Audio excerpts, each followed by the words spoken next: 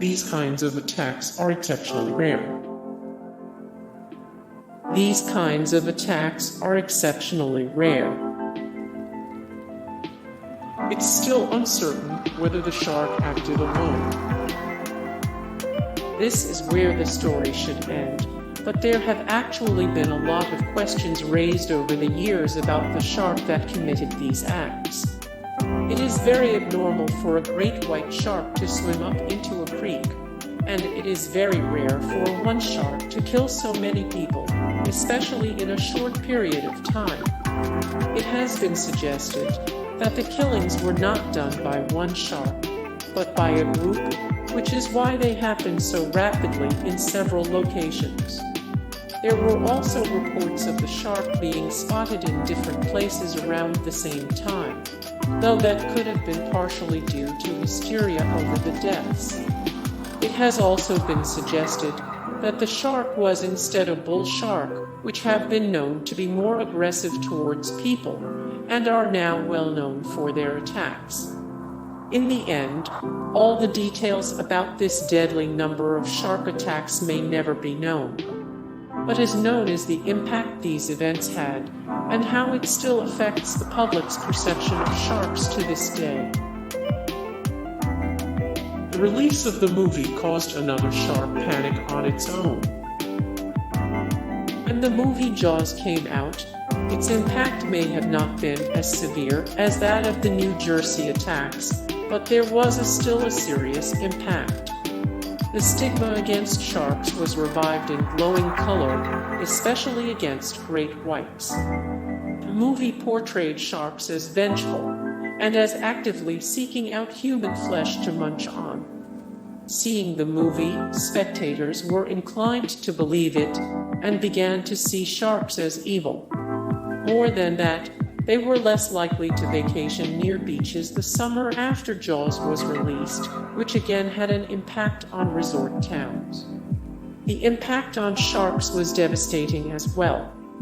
Fishing contests about who could kill the biggest shark sprang up all along the coasts. Shark populations fell as much as 50% in some locations, and up to 90% in one case. As they had in 1916, sharks were seen as perpetual villains, and that stigma lingers. The author of the novel Jaws regrets writing it. If all of this sounds a bit familiar, it should. The story was so violent, so unexpected, and so history-shaking as far as how we view sharks that it actually aided writer Peter Benchley while he was penning a now very famous story. Jaws came out as a novel in 1974 after Peter saw a photo of a fisherman posing with a massive great white shark in 1964. In the novel, he references the 1916 attacks, and although he adamantly maintains they were not his initial inspiration for writing the book, they did play a hand in how it was written. The behavior and types of attacks closely mirror many things that happened in real life way back in 1916. In addition, without the Jersey shark attacks of 1916, human fear of sharks would not have been so grippingly and visceral, and a story like Jaws would likely not have been so terrorizing. Oddly enough, Peter has actually said that he regrets writing the novel. While it brought him fame and fortune, he said he did not know much about sharks at the time, and was relying on the events of 1916 as far as shark behavior. This instance was so unusual and not typical of shark behavior, and Jaws only served to fuel further fears about sharks. Before these attacks, we weren't that afraid of sharks. Shockingly, sharks have not always struck fear into the hearts of the masses. For a long while, scientists believed that sharks not only would not, but most of the time were unable to kill humans.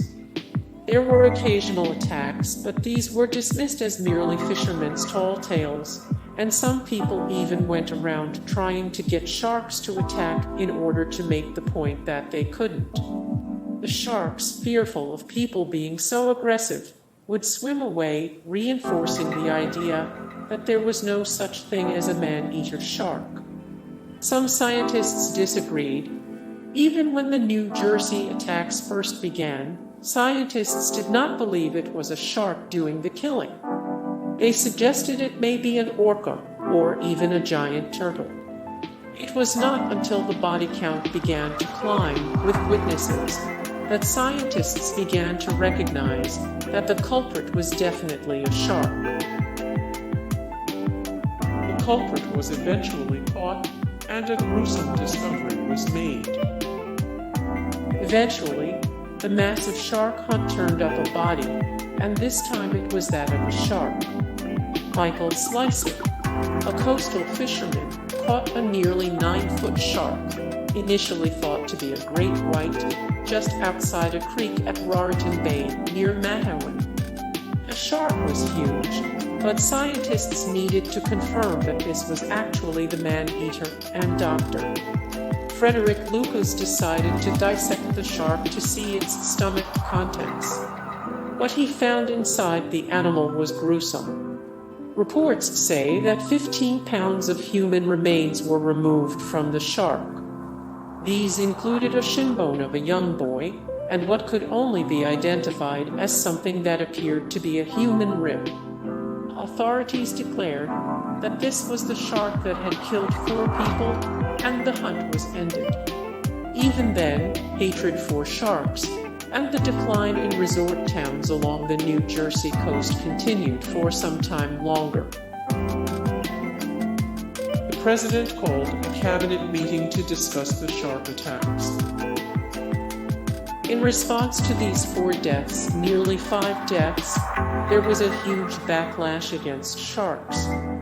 The town of Matawan itself was horrified by all that had happened, and began doing such things as trying to blast the creek with dynamite, an effort that obviously did not kill the offending shark. But the biggest hunting efforts were made all up and down the coast of New Jersey, with devastating results. The New Jersey governor mandated that all swimming areas had to be enclosed with wire mesh to keep swimmers safe. The local government then called for a shark hunt to kill this man-eater, and fishermen from all over set out to kill any and every shark they could find. It didn't matter the type or the size, as long as the shark was dead. Even President Woodrow Wilson called a meeting of his cabinet and decided to give federal aid in order to drive away all ferocious sharks in the area. Hundreds of sharks were killed in a matter of days as locals and hunters of all sorts tried to bring the killer shark to justice. Several people were killed trying to stop a shark attack. It became very obvious very quick that this shark wasn't afraid to kill anyone who messed with him. When he attacked his first victim, Charles Vincent, he followed the rescuers into the shallows, pulling against their efforts, and only stopped when his belly scraped the bottom. When he attacked Lester Stillwell, he was particularly violent and was more aggressive than ever about stopping any rescue efforts. The boys who managed to escape the creek, the shark attack went screaming about sharks to the local Main Street. At first, locals believed Lester was drowning due to a seizure, as he was prone to these all his life. They came to the banks of the creek, hoping to recover his body, and some of them waded in. Witnesses even say they saw the boy's body above the water briefly, and the men attempted to rescue the boy from the creek. Then, unexpectedly, the shark struck again. He dragged a man named Stanley Fisher under the water, and although the two struggled, the shark mauled him and bit off huge chunks of his flesh. It took another rescuer hitting the shark with a boat oar in order to get Stanley free. By that point it was too late, and Stanley later died of blood loss and shock, becoming the shark's 4th killing. Lester's body would not be recovered until sometime later. Because of the killings being in the Matawan Creek, the shark soon became known as the Matawan man-eater. The shark didn't just stick to the ocean. One really terrifying aspect of the killings has to do with the fact that this shark didn't just hunt out in the ocean. His first two victims, Charles Vincent and Charles Bruder, were both bitten in the legs while swimming in the ocean and died of blood loss, with Bruder losing both legs completely to the shark. However, the third victim, an 11-year-old boy by the name of Lester Stillwell, wasn't even in the ocean when he was attacked. On July 13, 1916, sometime in the afternoon, a man walking back from fishing by Matawan Creek when he saw a strange shape in the water coming up the creek with the incoming tide. He later said the thing was at least 8 feet in length, and he recognized it as a shark. He ran to town to warn people, but he did not have the chance to cross paths with Lester and his young friends, who were going to go swimming in the creek. They may have heard about the shark being nearby, but thought it was a joke and decided to go swimming. One of the children did note a strange thing brush by his leg, but by then it was too late to flee. The shark violently attacked Lester, pulling him under and killing him. Less than a day later, the shark would also attack Joseph Dunn nearby in the creek, biting off his leg. 2 people were ruthlessly killed close to a beach in 1916.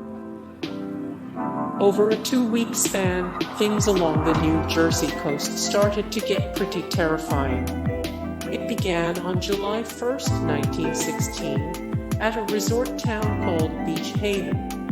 25-year-old Charles Vincent was on vacation from Philadelphia with his family when he decided to take a little swim in the ocean. People close by didn't see the shark attack, but heard him begin shouting, and by the time anyone could reach him, his legs had been slashed open by massive bites. Even as they dragged him out of the water, one onlooker said they saw the ominous shape of a shark following Charles. They brought Vincent into a nearby hotel to try to save him, but the damage was far too great.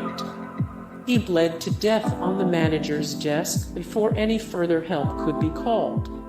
After this incident, the shark would reportedly go on to kill a total of 4 people, perhaps more, though that is unconfirmed.